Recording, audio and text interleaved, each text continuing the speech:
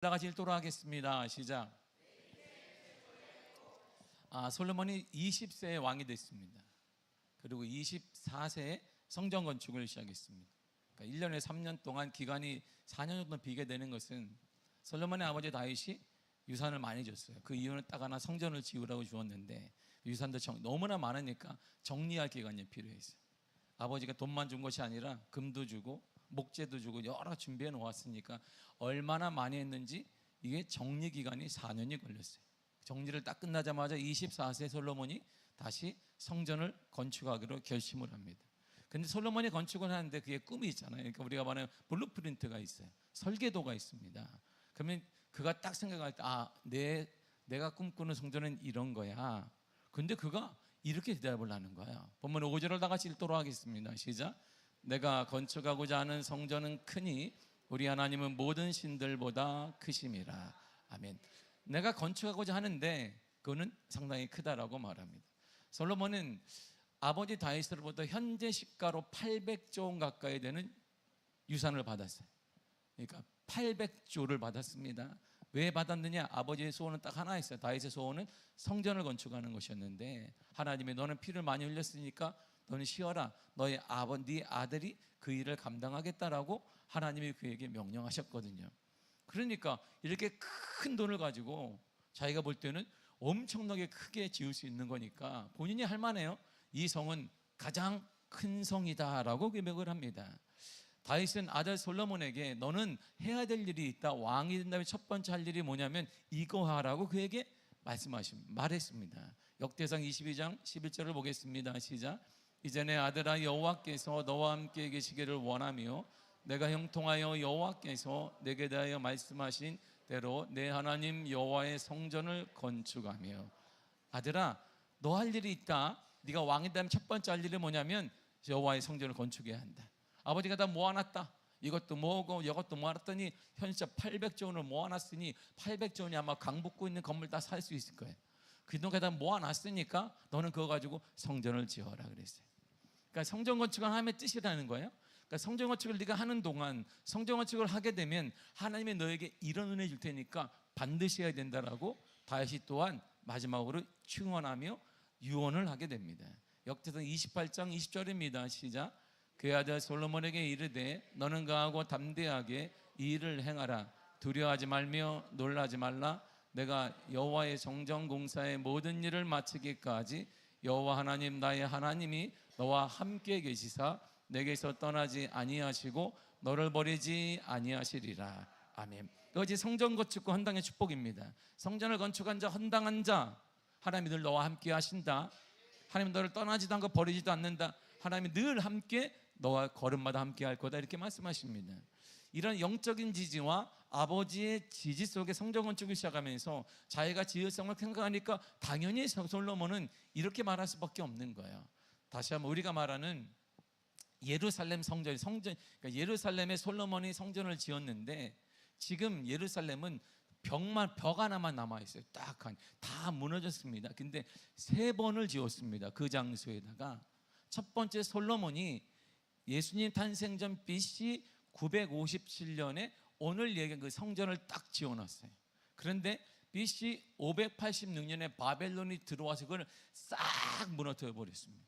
하나님을 섬겨 그냥 돌 하나 남지 않게 싹 무너뜨려 버렸어요. 그러니까 아무것도 없어요. 그리고 다시 이게 한참을 흐른 다음에 400년 가까이가 흐른 BC 516년에 스룹바벨이 성전을 다시 지어요. 이들이 왜 지었냐면 바벨론 포로에 딱 돌아왔는데 성전이 하나도 없네? 다 초토화 됐단 말이에요. 그래서 이들이 돈은 가진 건 없고 포로로 돌아왔으니까 돈이 가진 게 아무것도 없지만 좀 초라하지만 그 장소에다가 성전을 좀 작게 하나 지어놨어요. 그리고 다시 시간이 500년도 흐른 다음에 예수님 탄생 전 BC 20년에 그때 다시 스룹바벨에 지어놓던 그 성전에다가 화려하게 성전을 솔로몬 성전보다 크게 지은 사람이 바로 헤롯 대왕입니다. 헤롯 대왕은 유대인들의 환심을 사기 위해 역사적인 솔로몬 성전보다 크게 성전을 하나 떡하니 지어놨어요. 그리고 봐라, 내가 너희를 얼마나 사랑하는지 알지 했는데 주 70년에 로마군이 와서 싹 무너뜨려 버렸어요. 지금 남아있는 것은 벽 하나만 딱 남아있어요. 그래서 그걸 통곡의 벽이라고 하는 거예요. 유대인들이 그 벽 하나 보기 위해서 전 세계 사람들이 가고 저도 갔어요. 거기 그 벽 하나 보면서 이들이 뭘 기도하냐면 다시 이스라엘에 부흥을 주시고 이스라엘이 점령하는 나라가 되게 하시고 이스라엘의 적국을 무너뜨리는 나라, 이걸 매일같이 거기서 랍비들이 암송하고 있어요. 성경 토론을 매일같이 하고 있습니다. 벽 하나가 딸랑 남았어요. 근데 솔로몬의 성전 크기는 실제로 보면 약간 좀 충격적입니다. 성전의 크기 이렇게 정확히 재놨어요. 열왕기상 6장 2절을 보겠습니다. 시작. 솔로몬 왕이 여호와를 위해 건축할 성전의 길이가 60규빗이요 너비가 20규빗이요 높이가 30규빗이라. 자, 솔로몬 성전 그림 한번 보세요. 자, 저게 솔로몬 성전이거든요. 이게 조감도로 이렇게 해놓은 거예요. 지금 맞추니까. 자, 성전의 길이가 60규빗이에요. 60규빗 길이가 이렇게요. 그거는 27m에서 한 30m 정도 돼요. 전체 땅 밟고 하는 거 다 합쳐서. 그리고 이게 좌우 너비가 20규빗이라고 그랬어요. 그것은 9m에서 10m 정도 됩니다. 그 높이를 보니까 30규빗이에요. 13에서 15m 정도, 그게 솔로몬 성전입니다. 그러니까 저 마당 빼고 뭐 하다 보니까 실질적인 성전은 몇 평이냐면 오늘날 70평이나 80평밖에 안 돼요. 우리 교회보다 작아요. 놀랍잖아요? 크지 않아요. 근데 당시 고대 기준으로 보니까 엄청난 큰 거야. 왜냐하면 거기다가 솔로몬이 뭐냐면 금으로 도배를 해놨어요. 금으로. 금, 은, 다이아몬드로 그냥 싹 도배를 했어요. 왜? 800조 원을 받았으니까 그렇게 만든 거야. 뭐 하나 작은 것까지 다 금덩어리 아니면 다이아몬드나 그런 걸로 해서 800조 원을 거기다 채워놨습니다. 그리고 수입품인 백향목을 수입해 와서 나무를 지어놨어요. 나무를 사용했습니다. 우리 기준으로 볼 때 그리 크지 않아요. 당시 고대 근동으로 볼 때는 큰 거일지도 모르겠지만 우리가 말하는 백향목은 소나무과의 상록 침엽수인데 이게 2000m 위에서만 자라요. 그리고 이게 이스라엘 2000m 위에서 눈비를 맞아야 되는데 눈을 안 오잖아요. 그러니까 수입해 오는 거예요. 이렇게 다른 나라에서 2000m에서 배 가지고 밑에까지 와서 그리고 강을 타서 이렇게 오니까 이거 엄청난 비싼 수입목입니다. 이게 귀족도 갖기 힘든 수입목으로 그걸 가득 다 만들어 놓았습니다. 그러니까 매우 웅장한 사실이지만 정말 크다고 할 수 있을까요? 우리 교회보다 작은데 본당이 작은데 이게 솔로몬 성전의 사이즈예요. 그렇게 많은 유산 일러받은 이 솔로몬이 그 정도밖에 안 돼. 우리 같으면 그냥 저기부터 막 달려갈 정도로 한참 달려가도 성전이 모자를 파내 지을 줄 알았더니 이렇게 지어놨습니다. 좀 크거나 지금 건물스럽다라고 정도 한다면 솔로몬 성전이 아니라 성도는 지금도 이스라엘과 맞대고 있는 요르단이 있습니다. 요르단의 남부 사막에 가게 되면 페트라라는 곳이 있어요. 페트라 사진 한번 보세요. 저 페트라는요 세계 10대 불가사의 중에 하나인데요. 왜 불가사의냐면 저게요 여의도의 90배 정도 큰 겁니다. 페트라 저 유적지가. 근데 어떻게 만들었느냐? 돌을 옮긴 게 아니고 산을 깎은 거예요. 이렇게 그냥 산을 깎아서 저렇게 만들어 놓은 거예요. 그러니까 돌을 하나씩 우리가 볼 때 건물은 옮겨 가지고 쌓고 하는 게 아니라 이게 붉은 산이 하나 있는데 그걸 이 사람들이 정 가지고 깎았어요. 그 당시에는 2000년이 넘으니까 정 하나밖에 그걸 가지고 깎아서 자기들이 이렇게 그리고 산에다가 성을 만들어 놓은 거예요. 그게 여의도의 90배 정도 돼요. 전체가. 근데 저기 페트라를 가기 위해서는 1.2km를 걸어가는데 이게 보통이 아니에요. 요새야 요새. 왜? 사방이 요만한 골목인데다가 위에가 뻥 뚫려 있어요. 이게 뭐냐면 적들이 들어오면 돌 던지면 다 죽어요. 거기다가 페트라라는 도시를 만들어내요. 저 정도는 돼야 좀 크다. 좀 큰데 이렇게 말해야 되는데 솔로몬은 7, 80명 되는 성전을 딱 만들어 놓고 다 합쳐봐야 좀 더 넓겠지만 내가 꿈꾸는 성전은 가장 크다 이렇게 얘기했어요. 5절을 다시 한번 읽겠습니다. 시작. 내가 건축하고자 하는 성전은 크니 우리 하나님은 모든 신들보다 크심이라. 근데요, 저게 정확히 맞는 거예요.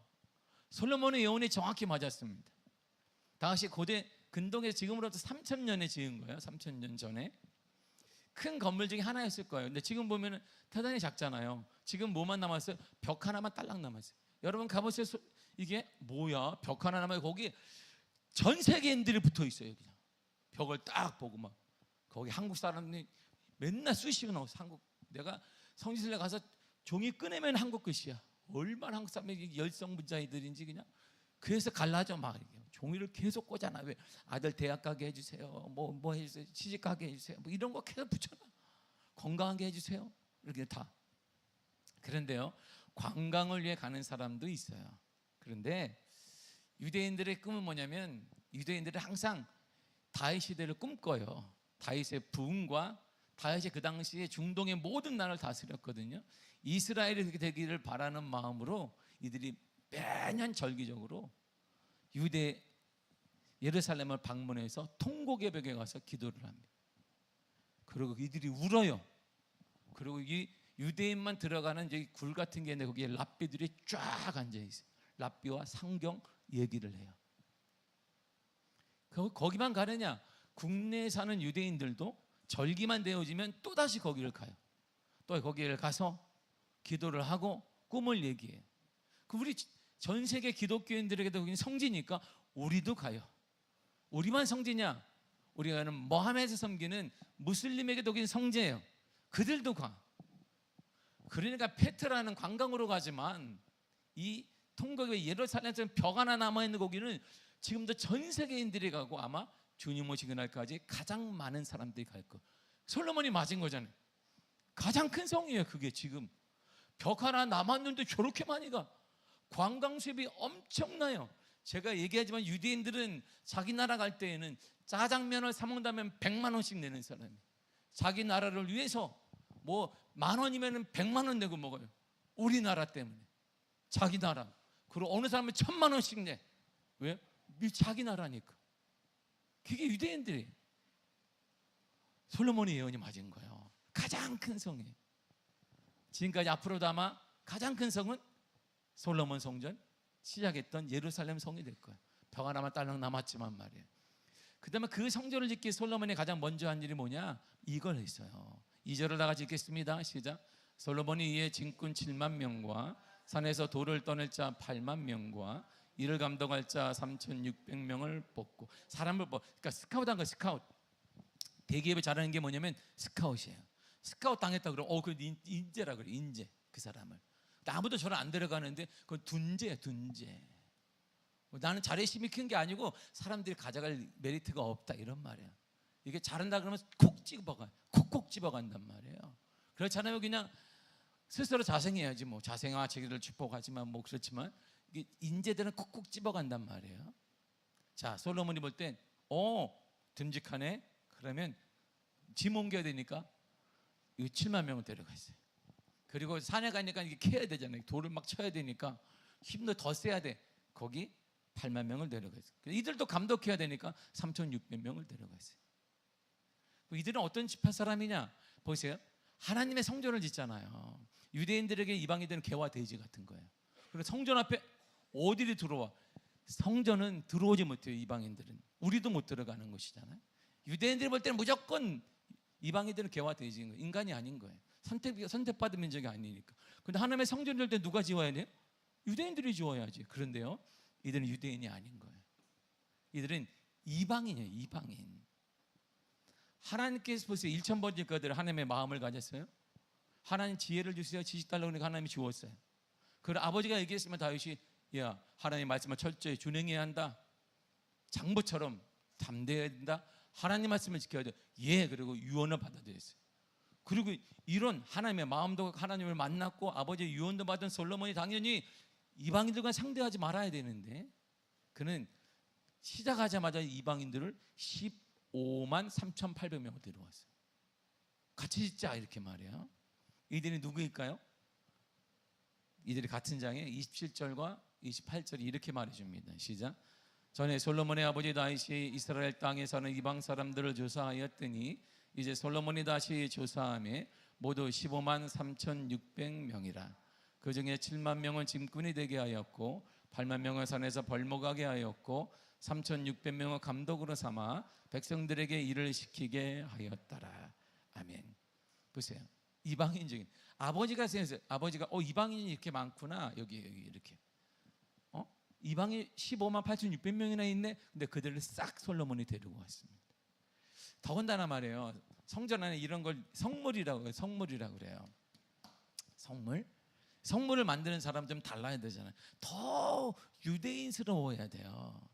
그런데 그 기술자들을 유대인이 아니에요. 또 그 안에 만든 사람도 유대인이 아니에요. 이 일은 정교한 작업이 필요한데 물론 거기에 유대인들 가운데 있음에도 불구하고 이 솔로몬이 히람왕 두로왕 히람에게 얘기해서 좀 사람 좀 보내줘라. 이방인들을 보내줘요. 그리고 비싼 임금을 주고 그를 스카우트합니다. 그래서 이런 걸 다 만들어 기구 하나까지 그들을 통해 다 만들었습니다. 당연히 이스라엘 백성들 참여했습니다. 지파의 지도자들 일반인까지 다 참여해서 성전에 매달렸고 7년 6개월 동안 성전 건축을 했어요. 7년 6개월 만에 성전을 헌당하게 된 거예요. 이처럼 하나님의 성전이 어떻게 왜 이루어졌느냐, 이 얘기가 중요한 거죠. 모두가 참여하는 거야. 이방인이든 유대인이든 젊은 사람이든 나이 많은 사람이든 어린아이든 노년이든 헌당에는 모두가 동참해야 한다. 모두가 참여하는 것이 되어야 된다, 이런 말이에요. 오늘 우리가 헌당 예배를 드리게 된 것은 모두의 기도와 헌신 때문에 가능하게 된 것입니다. 우리 51년 전 가난한 동네 한 가정집에서 시작한 미아교회가 다양한 사람들의 헌신과 기도와 열정으로 지금까지 예배드리게 되었고 오늘 헌당 예배를 드리게 되었습니다. 그래서 오늘 우리는 어린예배 노년에 이르기까지 이 자리에 모인 거예요. 한 자리. 왜요? 헌당 예배를 모두가 알아야 합니다. 이 우리 교회는 이제 앞으로 하나님께 등기해져 있으니 하나님이 주인 되어지고 하나님이 보호하시고 하나님이 역사하고 하나님이 인도하여 주실 것입니다. 이제 우리 미아교는 이런 모습 새롭게 변화될 것입니다. 우리 미아교는 강북구를 복음화시키는 교회가 될 것입니다. 우리 미아교는 서울시를 복음화시키는 교회가 될 것입니다. 우리 미아교회는 대한민국의 복음화를 헌신하는 교회가 될 것입니다. 우리 미아교회는 세상을 복음으로 덮는 그 일에 헌신하는 교회가 될 것입니다. 이 일을 위해 우리는 강북에서 가장 뜨거운 교회가 될 것입니다. 가장 뜨겁게 기도하는 교회가 될 것입니다. 기도의 자리에 사람들이 가장 많이 모이는 교회가 될 것이고 전도의 자리에 사람들이 가장 많이 모이는 교회가 될 것입니다. 그런데 사람들은 여전히 다른 것에 관심이 많아요. 우리 세상에는 똑똑한 사람들이 많습니다. 이란과 미국과 이란이 지금 전쟁 중인데 휴전했어요. 근데 했다가 말다 트럼프가 그냥 하겠다 쉬었다가 또 하고 막 이런단 말이에요. 똑똑한 사람들은 다 알아요. 똑똑한 사람들은 다 미래를 다 보고 이제 웃고 있습니다. 지금 뭐 미사일이 뭐 비축이 얼마 안 남았다. 그거 다 똑똑한 사람들은 그게 의미가 없어요. 왜? 곧 미국이 중간 선거가 있습니다.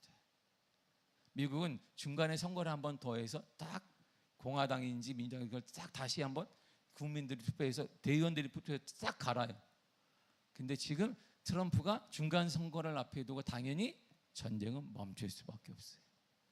안 그러면 공화당 표가 싹 밀려나기 때문에.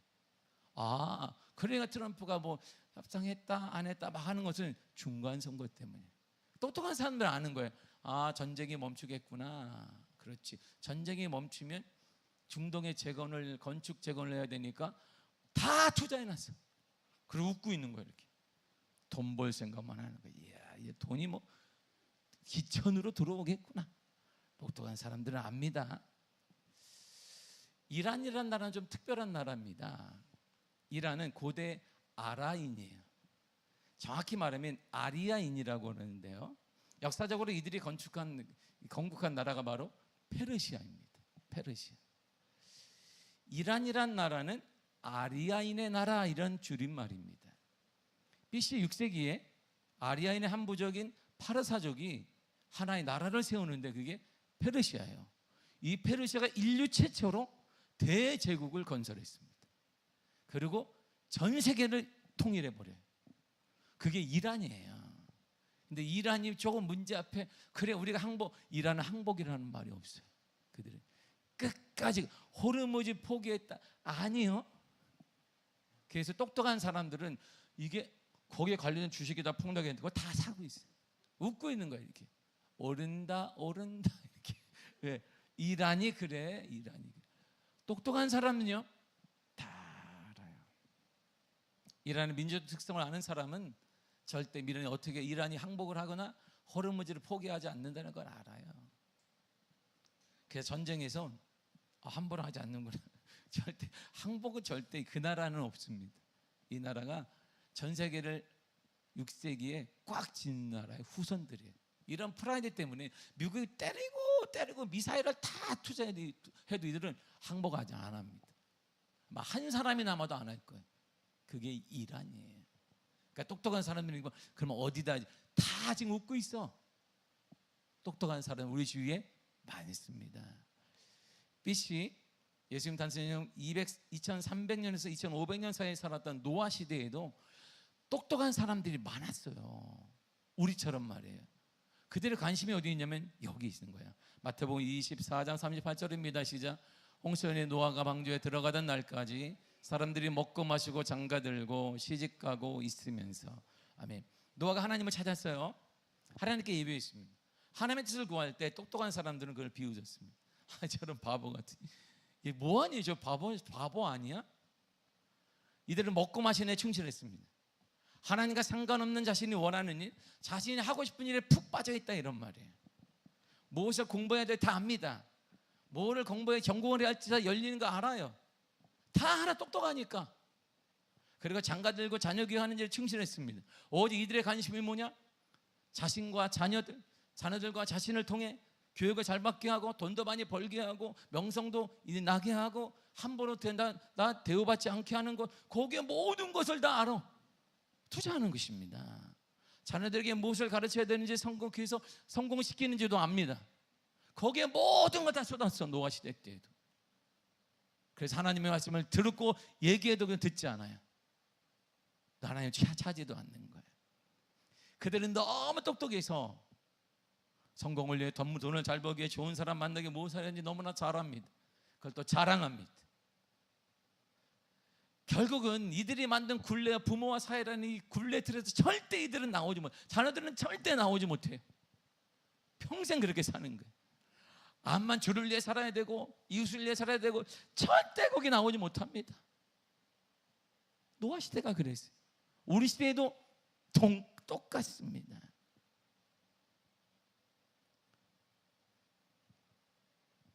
사람들은요 오늘날 다음 세대를 살아가는데 가장 유익한 게 첫 번째를 창의력이라고요. 사회학자 그리고 교육학자 모든 사람들이 이렇게 얘기해요. 창의력은 어디서 생기느냐?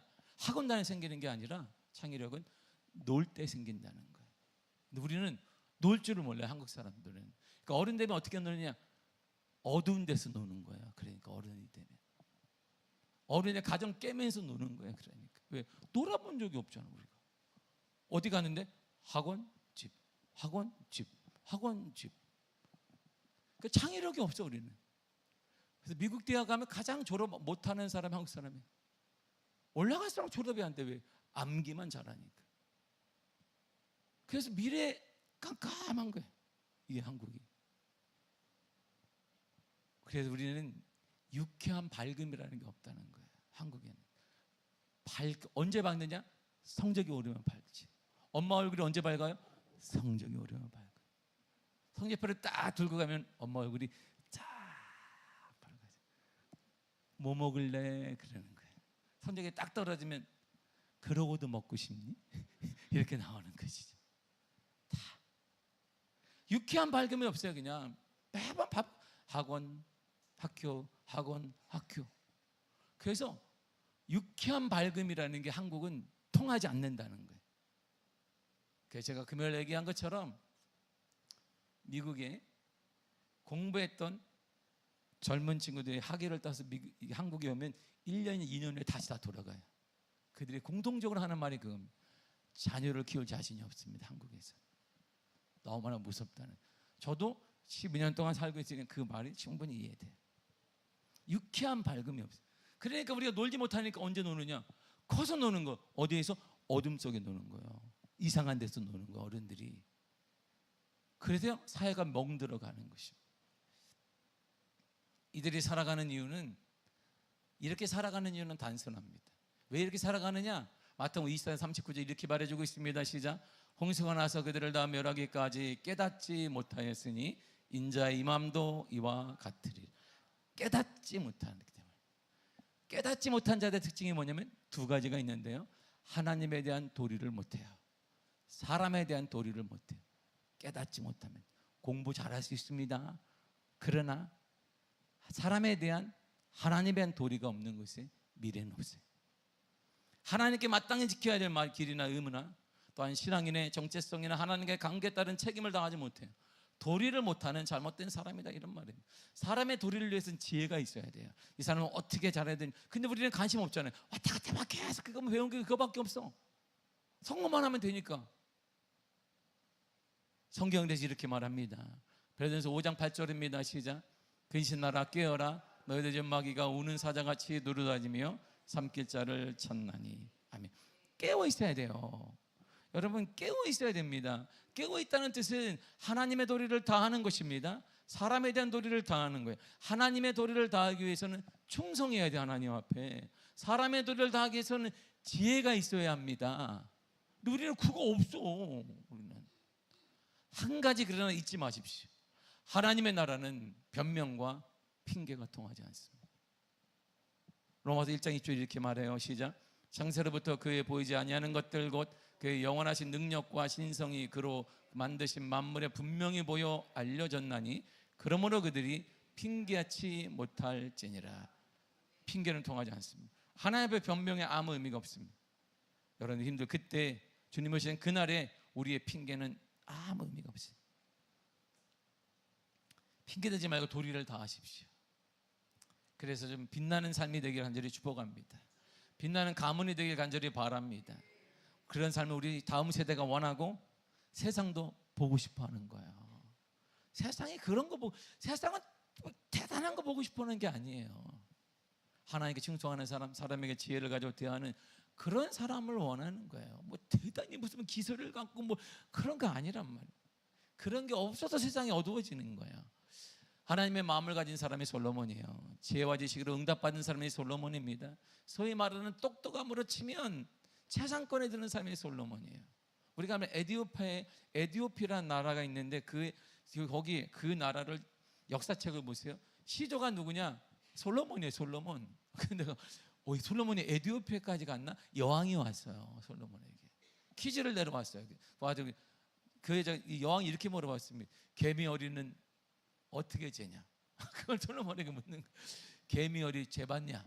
그리고 솔로몬이 이게 얘기를 또 해줘요. 계속해서 개미 어리? 그러면 진의 발이 몇 개인데 얘기하니까 그러면 그 센치 재봤냐? 둘레 재봤냐? 그러니까 진의.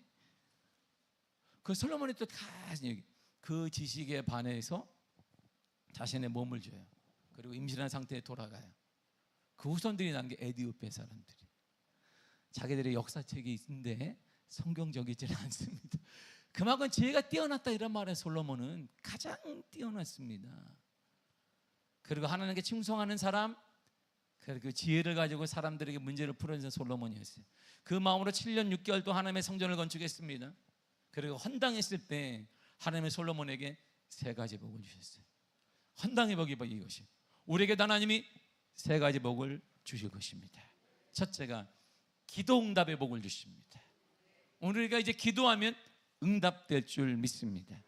역대하 7장 12절 16절입니다. 시작. 밤에 여호와께 솔로몬에게 나타나사 그에게 이르시되 내가 이미 내 기도를 듣고 이곳을 택하여 내게 제사하는 성전을 삼았으니 혹 내가 하늘을 닫고 비를 내지 아니하거나 혹 메뚜기들에게 토산을 먹게 하거나 혹 전염병이 내 백성 가운데 유행하게 할 때에 내 이름을 일컫는 내 백성이 그들의 악한 길에서 떠나 스스로 낮추고 기도하여 내 얼굴을 찾으면 내가 하늘에서 듣고 그들의 죄를 사하고 그들의 땅을 고칠지라. 이제 이곳에서 하는 기도에 내가 눈을 들고 귀를 기울이니 이는 내가 이미 이 성전을 택하고 거룩하게 하여 내 이름을 여기에 영원히 있게 하였습니다. 내 눈과 내 마음이 항상 여기에 있느니라. 아멘. 헌당을 딱 하고 나니까 하나님이 솔로몬아, 너가 기도하는 것 다 내가 응답한다. 내 눈은 여기에 있다. 헌당한 미아교에 있다. 이렇게 하는 거야. 이제 우리가 기도할 때 역사가 일어남을 믿습니다. 이제 여러분 준비하시길 바랍니다. 기적이 임할 것입니다. 응답이 나타나게 될 것이에요. 이제부터 더 뜨겁게 기도해서 응답받고 강북 쪽에서 가장 뜨거운 미아교회가 될 줄 믿습니다. 두 번째가 자신의 왕의 자리가 영원히 견고하게 되는 복을 하나님께 받아요.